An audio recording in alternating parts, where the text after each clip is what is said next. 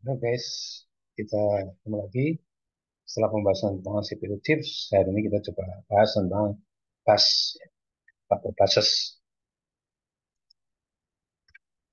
Bus yaitu buses yang populer digunakan dalam suatu organisasi komputer, yaitu ada tiga, yaitu ISA bus, PCI bus, sama USB atau Universal Serial Bus.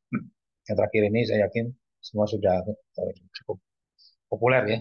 Kalau PCI sama ISA mungkin yang generasi-generasi sekarang agak jarang mendengar ya.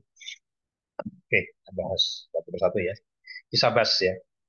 ISABAS atau singkatan dari Industri Standar Arsitektur, yaitu dibuat jalur bus ISA untuk menstandarisasi jenis koneksi antar setiap komputer dengan perangkat eksternal. Jadi tujuan dibuatnya standar ISA ini adalah supaya kalau kita nanti akan atau perangkat suatu perusahaan ya, untuk perusahaan membuat satu board dan supaya bisa terhubungkan dengan perangkat-perangkat ya bisa jadikan seperti memori ya. Kemudian untuk koneksi ke VGA, koneksi ke sound card. Nah, itu kan bisa jadi di perusahaan-perusahaan yang berbeda gitu ya. Nah, supaya bisa saling tersambung, maka dibuatlah standarisasi jalur bus yang disebut namanya ISA bus ya. Nah, di industri standar arsitektur. Pengomunikasi di jalur ISA ini pengalamannya adalah 16 bit dan jalur datanya 8 bit. Dia menggunakan pengalamatan 16 bit dan jalur datanya 8 bit. Nah, bus ISA pertama kali digunakan komputer seri PC-AT yang jalan di kecepatan 8,33 MHz. AT atau XT ya di zaman itu. 8,33 MHz, ada yang 4,7 MHz ya, ada yang sampai 16 MHz ya di zaman itu ya. Di pertama ya, digunakan standar bus. Artinya sebelum ini tuh standarnya masing-masing ya, dan itu menyulitkan ya perangkat untuk bisa terhubung. Nah, dengan buat bahasa ISA ini setiap perusahaan mau membuat misalnya PGA-nya bisa tersambung ke motherboard buatan perusahaan apa gitu. Di generasi terakhir ISA, nah, generasi terakhir artinya ISA ini sebenarnya sudah mulai nggak dikembangkan lagi ya. Di generasi terakhir ISA dikembangkan menjadi 322 bit ISA. Jadi namanya extended ISA. Nah, ini kita lihat di gambar 351, itu bentuknya seperti ini ya. Nah, ini motherboardnya di sini ya. Kemudian PCI bus connectornya itu bentuknya seperti ini. Berikutnya ada yang namanya dari ISA, nah berikutnya ada namanya PCI bus, singkatan dari Peripheral Component Interconnect Bus. Ya, nah ini seperti ini, Anda lihat di sini ya. Di sini ada ini kalau ada nya CPU-nya, ada PCI bridge. Nah, ini ada bridge ya, di jembatan di jalur busnya PCI bridge ya tersambung ke main memory dan tersambung ke ISA. Jadi kan bisa jadi pada saat generasi dari ISA terus muncul PCI, nah itu kan uh, perlu dibuat koneksi karena bisa jadi masih ada komputer yang menggunakan ISA dan ada komputer yang mulai menggunakan PCI supaya bisa terkoneksi antara ISA dan PCI, ada PCI bridge. Jadi nyambung ke ISA bridge. Nah, di sini nanti nyambung ke USB, ada SSI atau hard disk ya. Dari ISA bridge nyambung ke disk ya misalnya. Ini dari USB nyambung ke mouse, keyboard gitu ya. Kalau sekarang kan mouse keyboard. Ya. Kalau dulu PS2 ya dulu. Kemudian ada graphic adaptor, ada monitor. Nah, ini available PCI slot ya, slot. Nah, di sini PCI bridge. Nah, di sini kemudian ada ISA bridge. Nah, nyambung ke ISA bridge. Nah, jadi dari CPU nyambung ke ini jalur PCI, ini nyambung ke jalur ISA. Nah, jalur ISA ini seperti ke sound card, printer, ya available ISA slot, ya modem. Nah, yang ke sini, ya ini mulai makin, karena mulai makin tidak ada, ini mulai ditinggalkan. Jadi ISA bridge ini mulai hilang. Ya, tapi di generasi awal mulai PCI ini dikembangkan, ISA bridge ini juga tetap dibuat. Bus dikembangkan oleh Intel dan dipatenkan sebagai publik sehingga kamu bisa menggunakan tanpa membayar harus membayar royalti. Jadi bus ini pertama dikembangkan oleh perusahaan namanya Intel. Kemudian PCIe bus transfer data 32 bit dengan frekuensi yaitu 33 MHz atau 30 nanosecond cycle time dengan bandwidth 133 megabit per second. Ya, artinya dia bisa menjalankan instruksi ya, per detiknya adalah dengan kecepatan 133 megabit. PCI bus ya, dapat dihubungkan dengan ISA bus mulai ISA bridge dan PCI bridge. Nah, di PCI bridge ada ISA bridge. ISA sendiri mulai tidak kembali lagi di tahun 1990 dan diganti penuh dengan PCI. Ya, jadi mulai tahun 1990 itu sebenarnya sudah mulai ditinggalkan dan diganti dengan PCI. Nah, sekarang kita lihat ya untuk studi kasusnya struktur bus di Pentium 4. Ya. Ya, di Pentium 4 jenis bus yang digunakan yaitu PCI. Di Pentium 4 dikembangkan urusan grafik dan jalur bus untuk grafik disebut dengan AGB atau Accelerated Graphic Port Bus. AGB memiliki kecepatan 264 megabit per second, jadi lebih cepat dari PCI. Dari PCI kan 133 megabit, ini 264 megabit per second, dan sering disebut sebagai satu kali. Jadi 264 ini adalah satu kali. Kemudian di generasi Pentium 4 AGB dapat berjalan hingga 2,1 gigabit. Nah, ini lebih cepat ya. Lebih cepat sampai 21 gigabit per second atau sering disebutnya 8 kali. Jadi kalau ini satu kalinya, ya kurang lebih ini 8 kalinya. 8 kalinya dari AGB ini. Ya, nah ini digambarkan seperti ini struktur dari Pentium 4.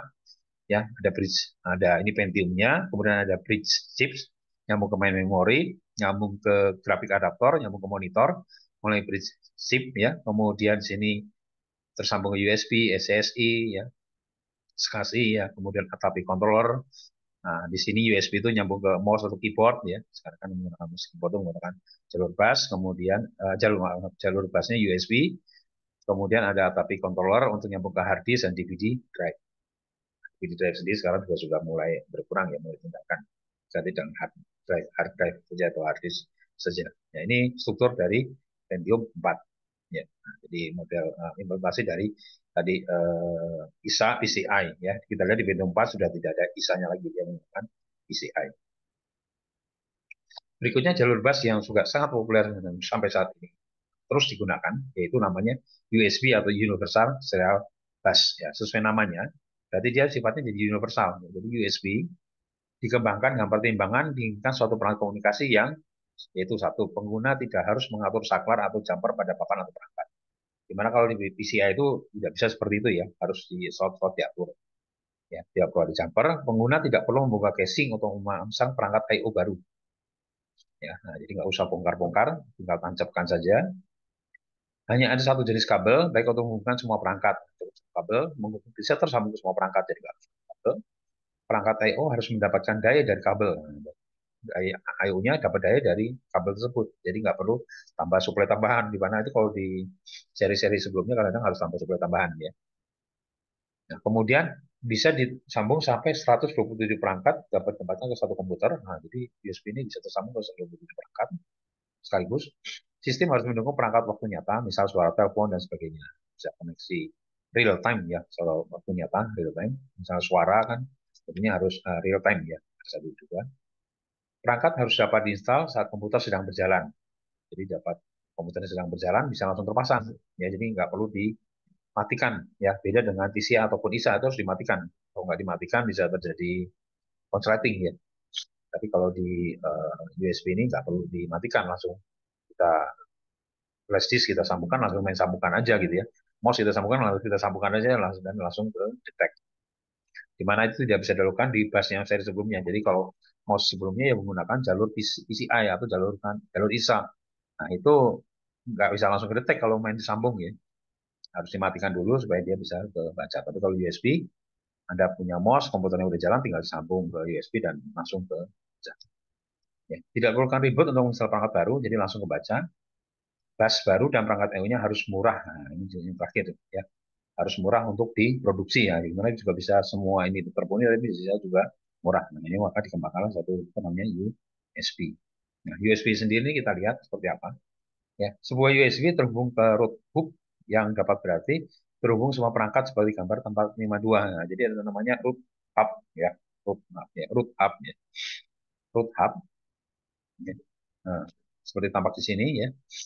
Kabel USB itu dari dua kabel data. Nah, jadi USB itu ada dua kabel data, satu kabel positif 5 volt dan satu ground. Jadi dia itu ada empat. Ya, jadi setiap USB itu ada empat kabel. Ya, di mana dua jalur itu kabel data itu ada dua, kabel positif 5 volt dan satu sebagai ground. Nah, cara kerjanya seperti apa sih USB? Ya, ini Anda lihat ya. gambar dari gambar sini ini ada penjelasannya. Saat USB terhubung root hub mendeteksi kejadian nih ya. Jadi pas saya terhubung root hub-nya langsung deteksi nih, langsung deteksi dan mengirimkan interrupt ya, interupsi.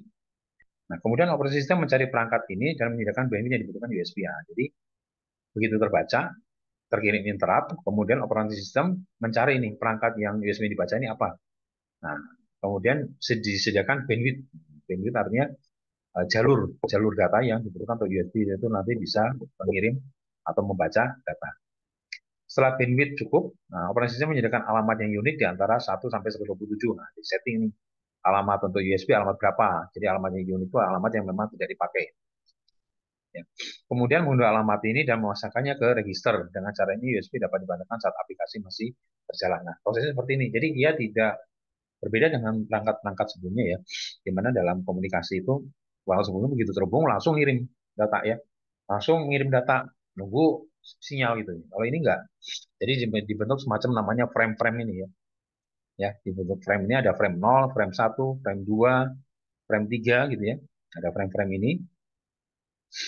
Nah, di mana nanti di frame ini, frame 0 ada yang namanya SOF, ada frame 1 ada SOF, in data as knowledge, frame 2 ada SOF, frame 3 ada SOP, out data as knowledge ya. Kemudian di data sendiri nanti ada synchronize, PID, payload sama CRC ya. Begitupun sama synchronize, PID, payload sama CRC ya. Jadi disediakan jalur ini. Jadi kalau kita coba menganalogikan secara sederhana adalah begitu USB terhubung, sistem operasi dia mencari ini tuh alat apa. Sudah terbaca alatnya, maka disediakan jalurnya, jalur komunikasi ini. Nah, setelah jalur komunikasinya disediakan dikasih alamatnya. Alamat yang nanti digunakan oleh USB tersebut.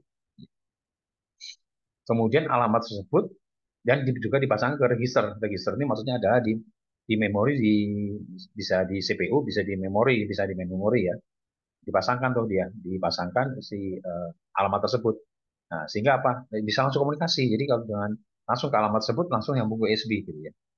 Jadi tidak perlu mana nih cari alamat-alamat yang bisa yang apa setiap proses harus merubah-rubah alamat enggak gitu. Jadi langsung disediakan alamat yang unik ya nanti digunakan selama USB itu terpasang. Begitu USB itu terlepas ya udah nggak terpakai lagi.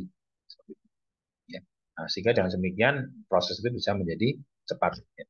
Nah, ini berbeda dengan ISA dan PCI yang saat dipasang perangkat harus dimatikan dan kemudian disetting ulang. Ya. ISA atau PCI itu mau harus dimatikan. Kalau langsung dipasang bisa error ya. Nah, apa namanya programnya. Agar selalu terhubung, USB membroadcast new frame setiap 1 milisekund agar perangkat tetap sinkronis. Nah, dia dibuat dikirim ulangan setiap 1 milisekund ada frame baru lagi, frame baru, frame baru. Ya, nah, jadi walaupun dia nggak baca data, ya dikirim. Begitu baca data, nah frame tersebut nanti, jadi frame tersebut yang digunakan untuk jalur berkomunikasi. Frame di USB sini ada empat jenis frame yaitu kontrol, asynchronous, bug, dan interrupt. Ya. Control frame untuk konfigurasi perangkat mengirimkan perintah dan memberi status. Perintah nih, oh baca data, oh mau tulis data, oh mau proses apa yang lain. Kalau mouse ngirim satu lokasi ya, lokasi apa? Lokasi mouse itu berada nanti diterjemahkan menjadi apa? Lokasi mouse seperti ini ya. Kemudian isochronous frame ya, isochronous ini adalah untuk perangkat real-time seperti speaker, mikrofon, dan telepon. Nah, ini ada namanya isochronous untuk USB-nya perangkat-perangkat tertentu ya, speaker, mikrofon, dan telepon. Bug untuk transfer data dalam jumlah besar seperti printer. Nah, ini bug ini untuk transfer data. Kemudian interrupt frame ya, atau interrupt frame untuk proses interrupt seperti keyboard dan mouse. Nah, jadi kalau mouse dan keyboard baru dikasih interrupt-nya. Tapi kalau printer ada bug-nya. Jadi setiap perangkat nanti ada beda-beda. Nah, 4 jenis frame yang nanti akan di.